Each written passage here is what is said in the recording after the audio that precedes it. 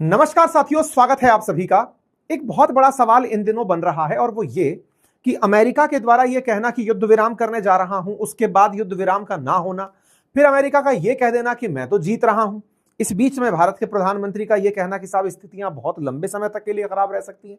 समझ में ये नहीं आ रहा है कि ये सब लोग जो बात कर रहे हैं इसके पीछे कुछ और तो नहीं पक रहा है। ये केवल कयास का जो बात आज मैं आपके साथ करने जा रहा हूं उसके पीछे के तर्क को आज हम थोड़ा सा समझते हैं कि नाभिकीय हमले की चर्चाएं इस समय कहीं ना कहीं दुबक के निकल कर आ रही हैं। मैं ऐसा क्यों कह रहा हूं, इसके बारे में एक तर्क देता हूं। असल में क्या है कि अमेरिका इस समय ईरान के साथ किसी भी प्रकार से नेगोशिएट करने की स्थिति में बनता दिख नहीं रहा है। ईरान एनी टाइम उनको मना कर दे रहा है और दूसरी तरफ इजराइल बिल्कुल ये मानकर चल रहा है कि ईरान होना ही नहीं चाहिए, ईरान को खत्म कर दिया जाना चाहिए। तो अमेरिका की बात ईरान मान नहीं रहा है, इजराइल जिद करके चल रहा है कि इन्हें खत्म कर दो। इस बीच के अंदर एक देश है जिसका नाम है कुवैत। उस कुवैत ने अपने देशवासियों को संबोधित किया कि अगर रेडिएशन लीक होती है तो कैसे बचा जाए। Kuwait national guard assure public radiation from neighbouring countries possess no threat. बोले अगर पड़ोस में कहीं न्यूक्लियर बम फटता है और उसकी वजह से रेडिएशन बाहर आती है तो डरना मत। अरे भैया, ये कौन सा डर है और ये कौन सी आश्वासन है जो ये कहा करके दे रहे हो कि सुनो पड़ोस से चलकर आए? तो इसका मतलब क्या तुम्हें पता है क्या? विशेष रूप से कुवैत वो कंट्री जो कि जीसीसी कंट्री है, जो कि गल्फ का कंट्री है, बिल्कुल इराक का पड़ोसी है, सऊदी का पड़ोसी है, इनको तो एकदम आधी कटी बातें पता है। वैसी वाली बात है। इनके बीच में चर्चा ऐसी क्यों निकल कर आ रही है? हेडलाइन बनने लगती है कि साहब क्या न्यूक्लियर वेपन की चर्चाएं हैं क्या? मतलब अचानक मीडिया के अंदर ये सुर्खी तैरना शुरू होती है। डब्ल्यूएचओ से जब पूछा जाता है तो क्या आप लोग ऐसा सोच रहे हैं कि इस क्षेत्र में कुछ नाभिकीय हमले जैसी बात हो सकती है? तो डब्ल्यूएचओ कहता है हाँ, हमको तो सोचना पड़ता है। युद्ध चल रहे होते हैं तो हर चीज सोचनी पड़ती है। और वो बात तो आपको याद भी है, ट्रंप कहते ही थे कि मैंने इतने मिलियन लोगों की जान बचा ली। तो भाई पाकिस्तान से बचा ली थी, लेकिन अब तो ये सीरियस थ्रेट है जो सामने दिख रही है। क्यों? क्योंकि साहब अगर ईरान ने न्यूक्लियर बम बना लिया होगा, बड़ा टेक्निकल पॉइंट है, ईरान ने न्यूक्लियर बम बना लिया होगा तो वो इतने दिन तक वाकई में इंतजार कर भी रहा होगा, नंबर एक। अगर न्यूक्लियर बम उसने नहीं बनाया तो इजराइल के पास तो है। अगर अमेरिका और इजराइल चाह लें कि ईरान मान ही नहीं रहा है, चलो इसको बड़ा पनिशमेंट दे देते हैं, तो क्या वो ऐसा कर सकते हैं? ये सारे कयास हैं। इस तरह की कटिंग के आने के बाद, न्यूज के आने के बाद बड़ा ही चर्चा का विषय बनते हैं। अब इसको हल्का सा और गहराई से समझते हैं। देखो, इजराइल है ना, ये लंबे समय से अमेरिका को कन्विंस कर रहा है कि ईरान ने न्यूक्लियर बम लगभग बना लिया है। लगातार यूएन के अंदर भी नेतन्याहू जब जाते हैं तो अपनी तरफ से तस्वीरें दिखाते हैं कि सुनो ऑलरेडी ये सेकंड स्टेज पार कर चुके हैं न्यूक्लियर बम बनाने की, 90% तक इनका काम हो चुका है, जैसे ही पूरा होगा ये लोग बम फोड़ देंगे। यूएन की तस्वीर है ये नेतन्याहू की। नेतन्याहू बकायदा लोकेशन बता चुके हैं कि ईरान के पास यहां पर न्यूक्लियर बम हो सकते हैं। इसका मतलब इनकी खुफिया एजेंसीज को ईरान के न्यूक्लियर प्रोग्राम का पता होगा, न्यूक्लियर प्रोग्राम का पता होगा। और न्यूक्लियर भाई ऑब्वियस बात है, न्यूक्लियर बम नहीं फटा और न्यूक्लियर फजाइल मटेरियल रह भी गया, उस पर इनके बम जाकर फट गए। ये वो वाली बात है कि तुमने बम नहीं फोड़ा लेकिन बम फट गया, वहीं तो उसका भी तो रेडिएशन निकल के आ सकता है। इजराइल कहे कि मैंने बम नहीं डाला, न्यूक्लियर बम नहीं डाला, लेकिन उसके न्यूक्लियर बम को या उसके न्यूक्लियर पदार्थ को ही आपने फोड़ दिया, तो ईरान के अंदर ही रेडिएशन बाहर निकल आएगी। ये वैसी वाली स्थिति भी हो सकती है। तो ऐसे में ईरान जब इजराइल जब ये जानता है, बार बार वो ये मार्क करता है कि साहब ये तो दुनिया के लिए कर्स हैं, मतलब बकायदा नेतन्याहू लेकर बैठते हैं कि दुनिया के लिए श्राप है इराक, सीरिया और ईरान, दुनिया के लिए वरदान है बाकी देश। तो ऐसे में इनकी पूरी फितरत और पूरी नजर जो है वो ईरान के न्यूक्लियर प्रोग्राम पर बनी हुई है। पिछली बार इन्होंने बाइडेन को इस बात के लिए खूब समझाया कि साहब देखो ईरान हमारे लिए थ्रेट है। बाइडेन इनकी नहीं माने। बाइडेन ने, हालांकि इनके समय में गाजा का अटैक जो हुआ उसके बाद में इनको परमिशन देनी पड़ी कि तुम्हें कुछ करना है तो कर लो, लेकिन ट्रंप पूरी तरह से, जो इजरायली लॉबी है, ये यरूशलेम पोस्ट की कटिंग आप देख रहे हैं नवंबर 7 2024 की, आईपैक करके एक कमेटी है जिसने ट्रंप को सपोर्ट किया था। और ये क्या है? Pro Israeli political action committee है। मतलब ये वो कमेटी है जो चाहती है, डिसाइड करती है, लॉबिंग करती है कि हमारा आदमी राष्ट्रपति बनना चाहिए। तो साहब इन्होंने ट्रंप को राष्ट्रपति बनाने में मदद कर दी। ट्रंप राष्ट्रपति बने तो देखो क्या होता है, अमेरिका में लॉबिंग खुलेआम होती है कि साहब किसको हमारा आदमी बनाना है, कौन राष्ट्रपति बनेगा, कौन सी कंपनी के लिए काम करेगा। तेल कंपनियों ने पहले वेनेजुएला ले लिया, तो भाई अब ये अपना हिस्सा मांगने आ गए कि सुनो तुमको राष्ट्रपति बनाया, हमने मदद की थी तो हमारे लिए काम करो। क्या काम करो? बोले चलो ईरान को मारो, क्योंकि वो अगर तुमने नहीं मारा तो वो हमारे लिए खतरा हो जाएगा, तुम्हें आज के लिए ही राष्ट्रपति बनाया था। कोई बात नहीं साहब। 21 जून 2025 को अमेरिका ने बकायदा B-2 बॉम्बर भेजे और ईरान के ऊपर उन फैसिलिटीज पर जहां न्यूक्लियर बम बन सकता है वहां पर गोले गिरा दिए। इस पर सवाल भी उठा कि भाई ट्रंप ने डिसाइड कैसे किया कि युद्ध में जाना है मेरे को, लेकिन कर दिया। तो कहानी पीछे से थी, ये बात अब बहुत पब्लिक हो चुकी है कि अमेरिका के साथ हमेशा इजराइल का प्रेशर रहता है कि चलो भाई तुमको हमने राष्ट्रपति बनाया है, अब बम फोड़ने चलो। ऐसे में ट्रंप के ही एक मित्र जिनका नाम था लिंडसे ग्राहम, वो इस बार वाले युद्ध से जस्ट पहले, जिसको 25 दिन पहले वाले युद्ध से पहले, वो सऊदी की यात्रा पर आए थे और इजराइल की यात्रा पर आए थे। यही है वो लिंडसे ग्राहम जो भारत विरोधी आदमी, 500% टैरिफ लगाने की बात करता है। एक तरह से नेतन्याहू ने पीटर हेगसेथ हो, मार्को रूबियो हो, लिंडसे ग्राहम हो, इन सबको साथ जोड़ के ईरान के खिलाफ कर दिया कि चलो साहब बम फोड़ने चलते हैं।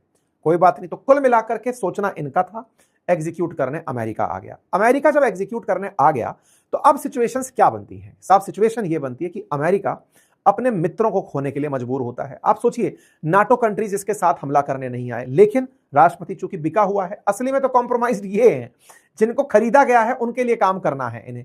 नाटो कंट्रीज साथ छोड़ दिए, यूरोपियन अलाइज इनके साथ छोड़ दिए, और तो और जिनसे $4 ट्रिलियन वसूल कर गए थे ट्रंप, हैं वो तक साथ छोड़ दी। भाई साहब इन्होंने जो वसूली की थी मई 2025 में, ट्रंप दूसरी बार राष्ट्रपति बनकर जब पहली बार विदेश यात्रा पर आए थे तो सऊदी आए थे, लगभग $4 ट्रिलियन वसूल कर गए थे भाई साहब इस झांकी से, हैं उन तक को खिलाफ कर दिया। क्यों? क्योंकि अब ये सब लोग मरे पड़े हैं। ये कह रहे हैं कि महाराज आपको इस दिन के लिए दिया था क्या पैसा कि यहां से गोले आकर हमारे ऊपर पड़े, और पड़ रहे हैं। सारा खेला इजराइल ने अपना राष्ट्रपति बना करके प्रॉपर तरीके से कर दिया। अच्छा साहब, अब दिक्कत क्या है कि इसका असर अमेरिका की इमेज पर और तरीके से भी पड़ा कि ईरान ने लोगों के दिमाग से अमेरिका का डर खत्म कर दिया। कैसे? आप सोचो कि जहां जहां अमेरिका के काउंसुलेट थे या एम्बेसी थी इस पूरे पश्चिम एशिया में, उन सबको एक एक करके निशाना बनाया। ये सारी तस्वीरें हैं। यूएस की तेल अवीव के अंदर अगर है, वहां पर गोला गिरा दिया है। इसके अलावा ईरान का drone US embassy Saudi Arabia में है, वहां गोला गिरा दिया। ईरान ने जहां तहां इन्हें देखा वहां नुकसान पहुंचाने का प्रयास किया, और रही सही कसर स्ट्रेट ऑफ हॉर्मुज से पूरी कर दी। मतलब ईरान जिसके ऊपर ये डाउट था इजराइल को कि ये न्यूक्लियर बम बना रहा है, उस पर हमला करवा करके इजराइल ने अमेरिका की मजाक बनवा दी। अब अमेरिका इतना फ्रस्ट्रेशन में आ गया है कि वो खुद से ही डिसाइड कर रहा है कि सीज फायर है, वो खुद से ही डिसाइड कर रहा है कि हम युद्ध जीत गए, वो खुद से ही कह रहा है कि सब बढ़िया चल रहा है। लेकिन अमेरिका तो अमेरिका है, अपनी इतना ह्यूमिलिएशन जब पिछली बार जापान के समय हुआ था तो वहां बम गिरा था, तो कहीं ऐसा तो नहीं कि वो बदला लेने के लिए इस बार स्ट्रेटजी यह अपना ले कि इनके न्यूक्लियर साइट पर हमला कर दो।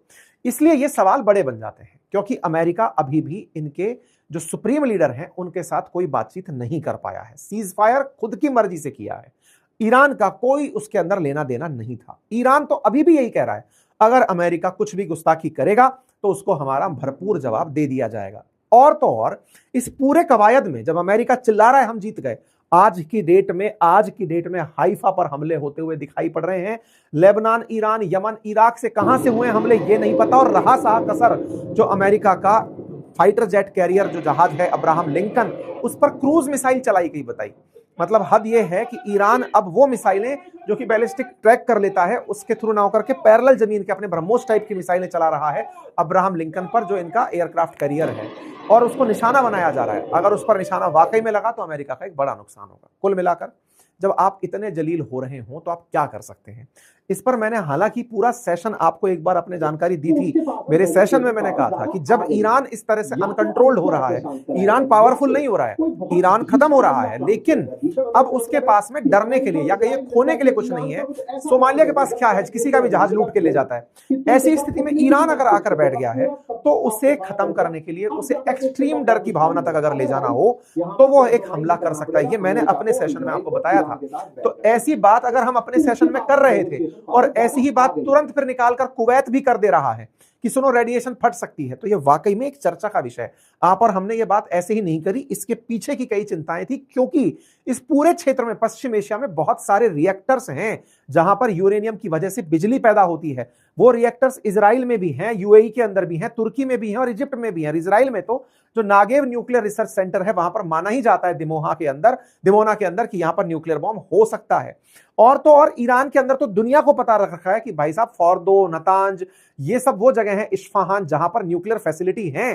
तो ऐसे में अगर इन क्षेत्रों पर वाकई में वहां बम गिर गया जहां पर न्यूक्लियर मटेरियल उपलब्ध है तो बहुत ज्यादा दिक्कतें ईरान के अंदर खड़ी हो सकती है। और अगर ईरान में खड़ी होती हैं इन शहरों में से कहीं भी, तो आसपास के जो देश हैं उनके अंदर न्यूक्लियर दिक्कतें पैदा हो सकती हैं, नाभिकीय रेडिएशन। आप कहेंगे न्यूक्लियर बम में ऐसा होता क्या है? देखो, वो फटता है तब बहुत सारी एनर्जी बाहर निकलती है, वो तो एक पार्ट है, लेकिन उसके फटने के बाद बहुत सारी रेडिएशंस बाहर आती हैं। वो जो रेडिएशंस है ना, वो जानलेवा होती हैं, लोगों का जान ले लेती हैं। तो असल में अमेरिका अगर इनके न्यूक्लियर साइट पर, और हुआ भी है 21 जून को इन्होंने इसके फॉर्दो, नतांज, इस्फहान, इन्हीं न्यूक्लियर साइट्स को निशाना बनाया था। ये तो भला हो कि वहां से रेडिएशन बाहर नहीं निकली, क्योंकि उन लोगों ने 80-80 फीट से गहरे गड्ढों में उस पूरे सिस्टम को रखा हुआ है। ऐसे में अमेरिका की मार्च 21 के अंदर भी ऐसी ही स्ट्राइक नतांज न्यूक्लियर फैसिलिटी पर हुई। अगर ये एक भी चीज उस जगह हिट कर गई जहां न्यूक्लियर बम है या फिर न्यूक्लियर मतलब फजाइल मटेरियल, विखंडन योग्य पदार्थ रखा है, तो ये दुनिया के लिए एक मुसीबत खड़ी कर सकता है। ईरान ने इसी के चलते हाल ही में इजराइल पर हमला उस जगह किया जहां पर उनका न्यूक्लियर प्लांट चलता है। तो ऐसी स्थिति में अब जब टारगेट ही रिएक्टर्स हो रहे हो या फिर जहां न्यूक्लियर बॉम्ब की फैसिलिटी हो सकती है, अगर वो हो रहा हो, तो दुनिया के लिए एक चिंता की बात तो बनती है। और यही बात वो कुवैत वाले लोग कहते हुए दिखाई दिए। सवाल बड़ा है, अगर साहब ऐसा हो जाए तो क्या होता है? मैंने बताया साहब, नुकसान होता है, अल्फा बीटा गामा विकिरणें होती हैं, सब पूरा शरीर को कैंसरस कर देती हैं, शरीर आदमी बहुत तड़प तड़प के मरता है। इसका मतलब है अगर ईरान के आसपास कुछ भी होता है तो कम से कम 6 से 8 ऐसे देश होंगे पड़ोस के जिन पर रेडिएशन का असर सीधा सीधा देखने को मिल सकता है। हालांकि पाकिस्तान, अफगानिस्तान बहुत पड़ोस में है। साथ में ईरान के समुद्र के जो पानी है, जो फारस की खाड़ी है, जिसको पीते हैं कतर, कुवैत, ओमान और ये सारे के सारे यूएई जैसे देश, उस पानी में अगर रेडिएशन मिल गया तो भी इन लोगों के लिए बहुत बड़ी दिक्कत हो जाएगी। मतलब इन सब के लिए ना केवल हवा बल्कि पीने का पानी भी दिक्कत हो जाएगा। कुछ प्रभाव भारत पर भी इसका पड़ सकता है। ठीक है साहब, लेकिन जब ऐसी बातें हो रही हो तो क्या कोई इसका इलाज है? 2 दवाइयां हैं साथियों, उसके बारे में 13 मार्च को खबर भी आई कि इन दिनों वेस्ट एशिया से उन दवाओं के बारे में जानकारी जुटाई जा रही है। उनमें से एक दवा का नाम है पर्शियन ब्लू। उस पर्शियन ब्लू को भारत के अंदर बनाया जाता है, भारत के अंदर मतलब डीआरडीओ के द्वारा सजेस्टेड तरीके से उसे बनाया जाता है। उस दवाई की मैन्युफैक्चरिंग के लिए 14 मार्च 2023 को भारत के अंदर प्रॉपर तरीके की परमिशन दी गई थी कि बनाया जाए उस दवा को साहब, क्योंकि न्यूक्लियर रेडिएशन से मुक्ति में काम आती है। वेस्ट एशिया से इन दिनों इसकी डिमांड की, मतलब कि लोग सर्च कर रहे हैं कि भाई पर्शियन ब्लू नामक दवाई अगर हमें मिल जाए तो लोग अभी से रख लें। करती क्या ये दवाई? ये क्या करता है, रेडियो एक्टिव जो पदार्थ है जैसे सीजियम 135, थैलियम, आप जब आपके शरीर इससे प्रभावित होते हैं तो ये दवाई उनको अपने अंदर समाहित कर लेती है और आपके अपशिष्ट पदार्थ के माध्यम से उसे बाहर निकाल देती है। मतलब दवाई के खाने मात्र से आपको रेडिएशन से जो शरीर पर असर हुआ है उस पर आप निपट पाते हैं। ये दवाई लेता हुआ जो व्यक्ति है ये एआई जनित व्यक्ति है। और एआई का इंटीग्रेशन मैं यहां पर यह बता दूं कि इस रविवार हम उस एआई का जिसका युद्ध में इस्तेमाल हो रहा है, उसका नाम है क्लॉड, उसके ऊपर एक वेबिनार करने जा रहे हैं।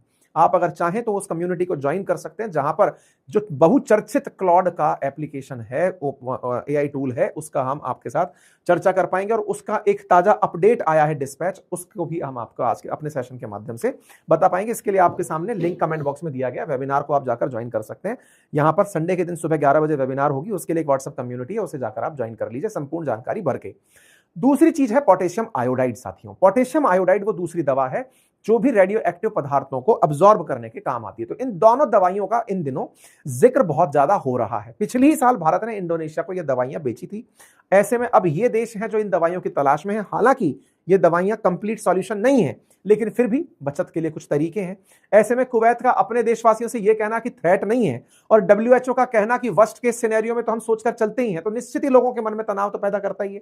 ऐसे में अगर ऐसी स्थितियां वाकई में पैदा कभी हो जाएं तो साहब क्या करना चाहिए? तो देखिए साहब, खुद मिलाकर बात यह कि रेडिएशन से बचने के तरीके हैं कि आप खिड़की दरवाजे बंद रखें, खुले में ना घूमें, अंडरग्राउंड फैसिलिटीज में खुद को रखें। अगर कोई बात सुनने में आए तो तुरंत लेट जाएं। जैसे आपको याद होगा ऑपरेशन सिंदूर के समय भारतवासियों को कुछ चेतावनी दी गई थी, कुछ वैसी चेतावनियां आपको पूरे टाइम याद रखनी होंगी और अपने आप को सुरक्षित रखना होगा। हालांकि इतनी एक्सट्रीम सिचुएशन तक जाने के चांसेस बहुत बहुत बहुत कम है, लेकिन जब कोई देश पड़ोस में बैठ करके अपने लोगों को ट्रेनिंग दे रहा हो तो आप और हम भी चर्चा कर लें, इसमें कोई गुरेज नहीं होना चाहिए। उम्मीद है कि आप इस पूरी जानकारी से संतुष्ट होंगे। आप इस विषय पर क्या सोचते हैं, अपनी राय जरूर कमेंट बॉक्स में रखिए। फिलहाल के लिए इतना ही। चैनल पर नए हैं तो सब्सक्राइब कर लीजिए। आपका समय शुभ हो। बहुत बहुत धन्यवाद।